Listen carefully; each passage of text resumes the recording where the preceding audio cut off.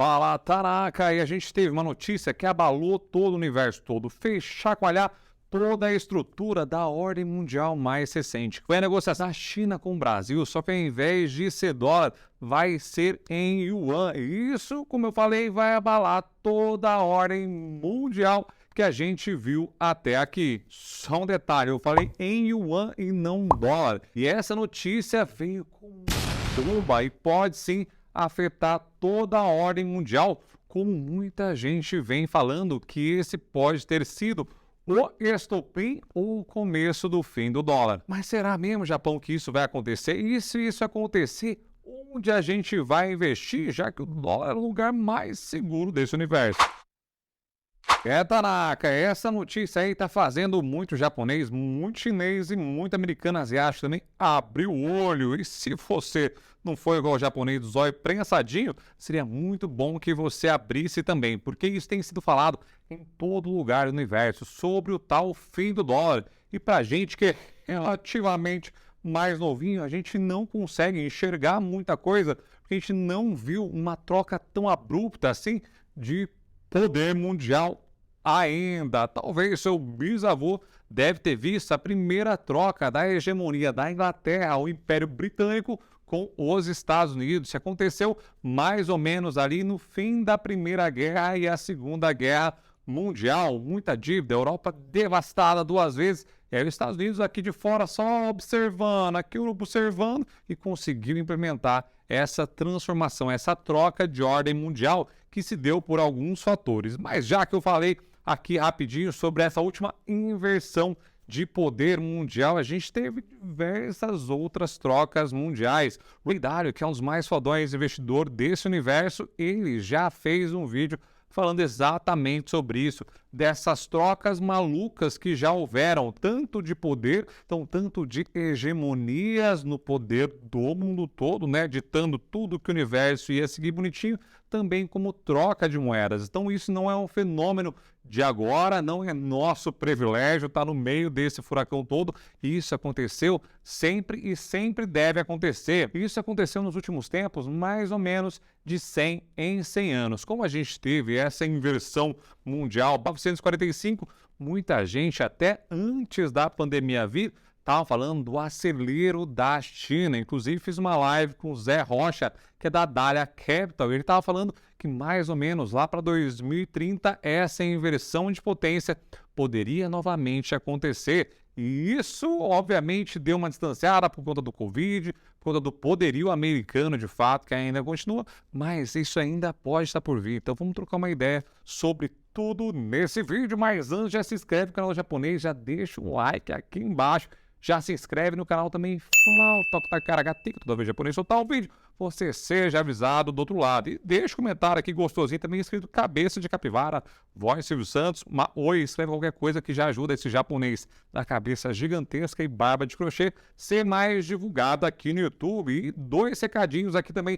Mais japonês tem o escritório de investimentos, para quem não sabe, aqui a gente tem de clientes acima de 40 mil reais, japonês atende clientes acima de 10 milhões de reais. E também vai rolar Money Week, que é um evento topzera de mercado financeiro, e vai rolar gratuitamente. Vou deixar aqui embaixo para vocês um link para vocês se inscreverem. Então, na Money Week a gente vai falar sobre tudo, mais especificamente sobre os 100 dias de governo. O que você está achando do governo por falar nisso? Então, na história mais recente, a gente teve algumas hegemonias, por exemplo, a holandesa, que veio o seu advento quando eles conseguiram fazer um processo de educação forte na base e também inventaram os navios e conseguiram dominar todos os mares durante um bom tempo. Aí depois veio a Terra, deu uma copiada, como acontece sempre, e conseguiu também depois passar a Holanda nessa hegemonia mundial e passou a ditar as regras daqui para frente. Só que aí veio tanta guerra lá na Europa, guerra para cá, Primeira Guerra, depois saiu a Segunda Guerra. Todas elas aconteceram lá na Europa ou na Eurásia. E aí quem estava de fora, que sofreu só um ataque flau japonesístico, que foi os Estados Unidos, e tinha mais grana, não teve ali o seu território devastado, conseguiu olhar de fora e conseguiu emprestar muito dinheiro para essa reconstrução. Então, depois da Segunda Guerra Mundial, a gente teve essa nova ordem mundial, que é a ordem americana ou ordem dólar. E por isso a grande importância dessa notícia que abalou todo o universo de China e Brasil estarem negociando em outra moeda senão o dólar. E o dólar foi criado lá atrás, mais ou menos 1790, alguma coisa. Tem divergências de data na internet, ele não tinha muita relevância, ele acabou tomando mais relevância a partir de 1944, que teve o grande evento de Bretton Woods. Ele só teve a grande relevância que ele tem hoje a partir de 1944, quando foi assinado o Tratado de Bretton Woods, que teve o mesmo nome da cidade na qual foi feita a reunião dos pica dos governos da época. E eles definiram que o dólar iria ser utilizado como moeda padrão. E nessa reunião foi mostrado que todas as moedas seriam fixadas em dólar. E o dólar, por sua vez, seria fixado em 35 dólares por onça de ouro. Então, ainda reinava o padrão ouro, que era ter lastro da moeda em ouro. E logo depois do Bretton Woods, aconteceu um encontro secreto num submarino, num naviozão, entre o presidente Roosevelt e o príncipe lá da época da Arábia Saudita. E nesse acordo eles fizeram o quê? Fizeram de fato uma troca. Os Estados Unidos precisavam muito que o petróleo fosse negociado em dólar para o mundo todo. Então começaram a fixar o preço do barril em tantos dólares e também para o lado da Arábia Saudita eles queriam proteção contra o Irã. E isso que os Estados Unidos forneceu desde então, e aí criou essa relação de petrodólar. E aí a hegemonia dos Estados Unidos, disparou. E aí em 1971 teve a quebra do acordo de Bretton Woods pelo Richard Nixon. Ele, obviamente, estava passando por uma crise no mercado americano, porque essa relação de ter lastro em dólar, você limita a quantidade de dinheiro que pode ser imprimida, já que as reservas de ouro também vão diminuindo. E numa dessas crises, ele falou, mano, vamos acabar com essa bagaça toda, vamos acabar com essa relação ouro-dólar. Agora, tudo seria dólar e estaria livre para poder criar dinheiro feito uma vaca doida. I have directed Secretary Connally to suspend temporarily the convertibility of the dollar into gold or other reserve assets, except in amounts and conditions determined to be in the interest of monetary stability and in the best interest of the United States. Depois de uma crise muito grande, o radar define também que a gente tem alguns pontos. A gente tem, primeiro, a ascensão, que é marcada por um período de prosperidade, ou pelo menos falsa sensação de prosperidade, onde a gente tem creche, abundância, teoricamente está tudo em paz, porque a gente tem alguém mais forte olhando aqui pela gente. A gente fala, mano, se a gente for brigar agora, a gente vai tomar um chacoalho, então é melhor nem brigar. E aí todas as nações, teoricamente, vão prosperando, depois chega uma fase de estabilização e depois a gente tem o declínio, que é basicamente o que o dólar está vivendo desde 1990, que o governo americano interveio 3 vezes. A gente teve a bolha do .com, o governo teve que ir lá intervir e meter um dinheiro. Depois a gente teve 2008, na crise do subprime, meteu o dinheiro novamente. E agora, recentemente, a gente teve a crise do Covid. E aí sim, meteu um puta dinheirão. Nunca foi imprimido tanto dinheiro como foi nessa última crise que a gente viveu e que, teoricamente, a gente ainda está vivendo, porque tem muito resquício ainda para acontecer. Só que aí, durante essas crises, o governo tem que ter essa decisão. Ou ele vai inadimplir, não vai pagar dívida, ou vai imprimir mais dinheiro. E é o que todos os governos têm feito. E a gente vê clara mudança agora de ascensão chinesa e declínio dos Estados Unidos. Mas e agora, Japão, o que vai acontecer? Será que vai ter essa nova inversão rapidamente? E aí a gente está tendo um movimento muito forte agora dos BRICS, né? Que é Brasil, Rússia, Índia, China e África do Sul. E os BRICS têm se movimentado um pouco, apesar de uma relação não tão amorosa assim, não tão juntinha, eles estão sim fazendo pequenos movimentos, como esse acabou de acontecer entre Brasil e China, que vai negociar em yuan. E aí o ponto mais importante, além dos BRICS, é a Arábia Saudita e a relação dos Estados Unidos e Arábia Saudita, desde aquele encontro secreto no submarino, ainda tá sendo muita treta. Toda hora um come o rabo do outro, fala, mano, você é maluco, meu, o que você deixou criar Israel? Aí você fala, mano, o ataque terrorista veio daí da sua região. Aí o outro fala, meu Deus, sai da terra, vocês não estão imaginando o Iêmen. Então tá acontecendo algumas tretas que levam insatisfação de ambos os lados e a dependência também de ambos os lados. E aí deixa todo mundo ainda numa sinuca de bico.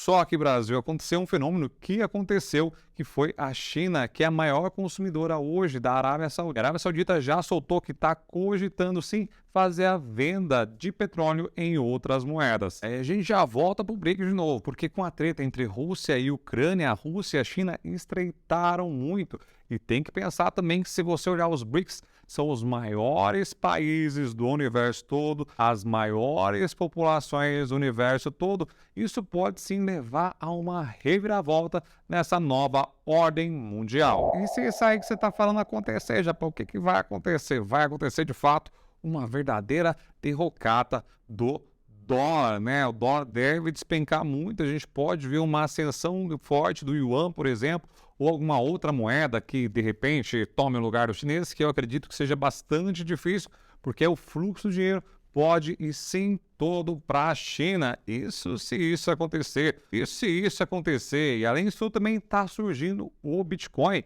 que horas ele é bem creditado, fala, mano, Bitcoin agora vai, como está sendo o sentimento atual, como a gente tem também horas que fala, mano, Deus o livre ter Bitcoin na minha vida. E a gente recentemente passou por algumas quebras de alguns bancos, a gente passou por quebras de corretoras, e aí o mundo cripto também ficou bastante abalado, e aí muita gente também acaba falando que se por acaso tivesse só quebra de bancos ligados ao Bitcoin, estaria totalmente lascado. O governo, obviamente, não ia intervir em nada como ele acabou intervindo nesses últimos tempos. Como a gente teve a FTX quebrando e o governo cagou. Então, se você acredita que o Bitcoin pode sim ser essa nova moeda, você tem que ter isso em hard wallet, em pendrivezinho, ou alguma coisa que você consiga ter acesso facilmente e não diretamente nas corretoras. Tirando o Bitcoin de lado, que é um negócio relativamente novo, mas que sim, pode ser a nova moeda do futuro, assim como o Yuan pode ser também, a gente tem uma realidade, né? A gente tem a realidade que os Estados Unidos ainda continuam extremamente potentes. Como eu falei para vocês, acabou imprimindo muito dinheiro, conseguiu refinanciar todo mundo, tá conseguindo bancar, bater no peito e falando, mano, ainda o pai tá on, só que a inflação nos Estados Unidos ainda está crescente, que pode levar a uma grande depressão que pode estar assim batendo na porta, e é difícil ter essa escapatória, mesmo que as taxas de juros estejam muito elevadas atualmente. E aí entra um ponto muito favorável para os Estados Unidos. Por quê? Porque a gente tem do lado a China, que é um sistema totalmente macabro, a Rússia também, que é um sistema totalmente macabro também. Não dá confiança do investidor do universo todo ter a grana lá e ficar suave e tranquilo. Então aqui a gente tem um pilar muito forte nos Estados Unidos, que é a segurança. Outro pilar que teoricamente está sendo horrível para os Estados Unidos agora, mas continua ajudando o dólar a se sustentar como a moeda mais topzera desse universo, que é a taxa de juros alta. Quando acontece a taxa de juros alta nos Estados Unidos, todo mundo tira dinheiro do mundo todo e corre levar para os Estados Unidos, porque, como falei para vocês, é o sistema que nos últimos anos foi o mais cabuloso, o mais potente. O Warren Buffett fala para não apostar contra os Estados Unidos, e aí todo mundo pega o dinheiro e leva para lá. E isso fortalece o dólar perante a outras moedas de países emergentes, como os do BRICS. Outra ainda é o pilar do petrodólar, né? Todo mundo depende do dólar. E a Arábia Saudita, apesar de ter falado que pode, né? Pode abrir conversa com os outros, ainda não o fez. E aí, se fizer também, a gente nem sabe qual vai ser, aqui do outro lado, a reação dos Estados Unidos. Então, esses três pilares ainda garantem a hegemonia do dólar durante muito e muito tempo. Só aqui no Brasil, essa notícia da negociação entre China e Brasil em yuan, isso pode sim ter sido o começo de uma revolução. Normalmente dura esse ciclo mais ou menos entre 10 e 20 anos de toda essa inversão. Então tem muita coisa para acontecer. E aí, que eu tava falando, já, pô, o que que faz ainda? Vou tirar todo o meu dinheiro do Brasil, que eu tô com medo, mas vou levar para os Estados Unidos, que tá tudo em dólar, pode derreter também. Isso pode, mas como eu falei para vocês, é muito difícil. Eu acho que o ponto-chave, a cereja do bolo, que foi uma conversa que eu tive com o Haddad lá da Ébrio, que é o seguinte, falei, mano, você tá falando aí do dólar de 1934, a Tigre tem um pitchzinho topzera sobre o dólar, que não é o dólar que oscila, o dólar sempre foi o dólar, e que as outras moedas que sim oscilam em relação ao dólar. Perfeito. Mas eu falei, mano, e essa troca de China, essa inversão, deu uma tocadinha japonesinha nele, aí ele falou, mano, Japão, esquece aí, velho, esquece, que aqui nos Estados Unidos estão o quê, ó? as grandes mentes, as grandes cabeças do mundo. Então tem gente mais cabeçuda que o japonês nessa vida. Só que, Brasil, as cabeçonas estão indo lá porque lá nos Estados Unidos ainda eles detêm o conhecimento, Brasil, a educação forte. Então todas as grandes mentes do mundo saem de todo mundo e ainda vão estudar nas universidades dos Estados Unidos e ainda ficam concentrados nos Estados Unidos porque tem grande potencial de crescimento os caras por lá. Você vê os CEOs da maioria das empresas hoje são indianos, a gente vê vários caras cabulosíssimos nesse universo. O Elon Musk é sul-africano e foi para os Estados Unidos também, que é um lugar que atrai mentes geniais. Ele falou, enquanto os Estados Unidos, mais que tudo, tiver as grandes mentes por lá e for um país, obviamente, que consiga deixar esses caras brilharem cada vez mais, vai ser muito difícil ter essa inversão de China e Estados Unidos como potência mundial. E aí, Tanakão, o que você tá achando dessa inversão? Será que vai ter? Será que não vai ter? Você tá confiante em meter o seu dinheiro em dólar? Ou vai esperar um pouquinho para ver, deixar o seu dinheiro em realzinho também, para depois mandar lá, ó, Flau via Xing Ling pros chinês? Eu vou deixar aqui do lado também um vídeo sobre a recessão, para vocês entenderem bonitinho porque essa recessão deve pegar todo mundo. E aí, como você consegue proteger o seu dinheiro nessas horas? Beijinho no furinho de vocês, Medeiros Minha Bara, investir com o Sada, começar.